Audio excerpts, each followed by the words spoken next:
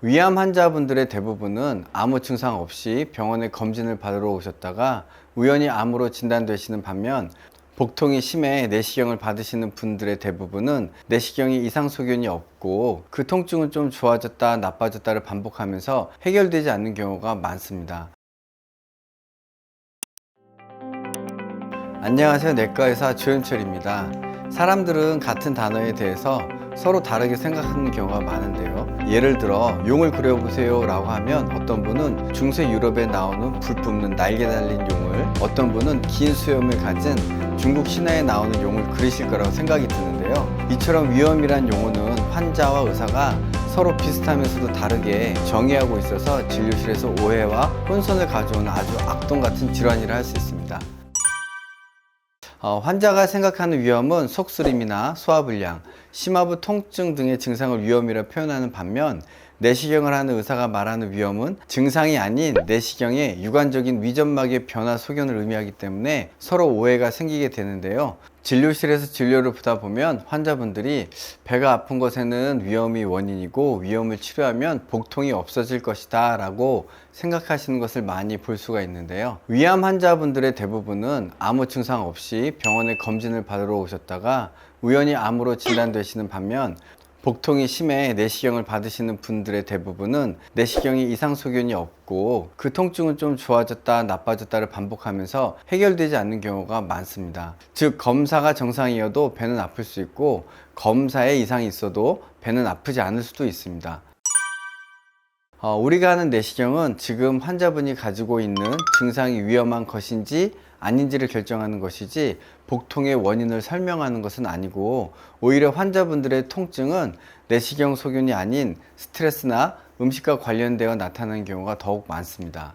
또한 건강검진을 받으신 후 위 내시경에 약간의 위축성 위염 말고는 별 이상 소견이 없으시네요 라고 저희가 말씀드리면 환자분들이 위염 치료하지 않아도 되나요? 라고 반문하시는 경우가 매우 많습니다. 이유는 대부분의 환자분들이 이런 경험을 바탕으로 생각하기 때문인데요, 환자분의 대부분은 배가 아픈 경우 저 위염으로 왔어요 라고 말씀하시면서 의사선생님이 진료를 보시고 위염약 드릴게요 라고 하시면서 약을 주시기 때문에 위염을 치료해야 한다 라고 생각들을 하시는 것 같은데요, 이걸 다시 해석해보면 저 배가 아파서 왔어요 라고 말씀하시면 의사선생님은 그럼 배 아픈 약을 드릴게요, 여기서 둘 다 복통을 위염으로 표현한 것 뿐이지 환자분의 통증의 원인이 위염이고 위염을 치료해서 병을 낫게 해드릴 것입니다 라고 말씀하신 것은 아니죠. 반면 내시경 후 의사선생님이 말씀하시는 위험이 있습니다는 위점막의 변화가 보입니다 라고 단순히 눈에 보이는 소견만을 이야기하시는 것입니다. 위축성 위염을 예로 들면 젊었을 때는 모두 위점막이 매우 부드럽고 깨끗합니다. 하지만 나이가 들면서 위점막의 일부가 없어지면서 위점막 아래에 혈관이 보일 정도로 위점막에 위축이 오게 된 상태가 되는데요, 이 경우를 위축성 위염이라고 합니다. 시간이 지나면 이 손실된 위점막이 회복이 되는데요, 안타깝게도 사람은 위점막으로 재생되지 않고 장점막으로 재생이 되는데 이를 장상피화생이라고 합니다. 장상피화생과 위축성 위염은 같이 생기게 되는데요, 위축이 심한 경우 위축성 위염, 장상피화생이 심한 경우 화생성 위염이라고 진단을 하게 됩니다. 위축성 위염의 경우 위암 발생률이 높아지기 때문에 암 전 단계라고 말하는 경우도 있지만 정상 점막에서 위축성 위염으로, 위축성 위염에서 장상피 화생으로 변화되는 것은 일종의 노화 현상으로 생각하는 것이 더 현실적인 접근이라 할 수 있습니다. 피부가 늙듯이 위도 늙는 것이죠. 주름이 생긴 후 아무리 화장품을 발라도 주름이 없어지지 않듯이 위축이 와버린 점막은 아무리 치료를 한다 해도 정상 점막으로 변화하지 않기 때문에 치료를 하지 않는 것이며, 단지 위암의 발생 확률이 정상 사람보다 높기 때문에 1년에서 2년 간격으로 위암이 발생하는지 내시경을 통해 확인하는 것 뿐입니다. 일부 위축성 위염 환자의 경우 헬리코박터균이 원인인 경우가 있는데요, 이 경우 헬리코박터균을 재균을 해주면 위암 발생률을 줄일 수 있고 환자에게서 복통 등의 증상을 호전시킬 수 있기 때문에 이렇게 선별된 환자분들에게는 재균 치료를 권하고 치료를 하기도 하지만, 이를 한다고 해서 정상 점막으로 돌아가는 것 또한 아닙니다.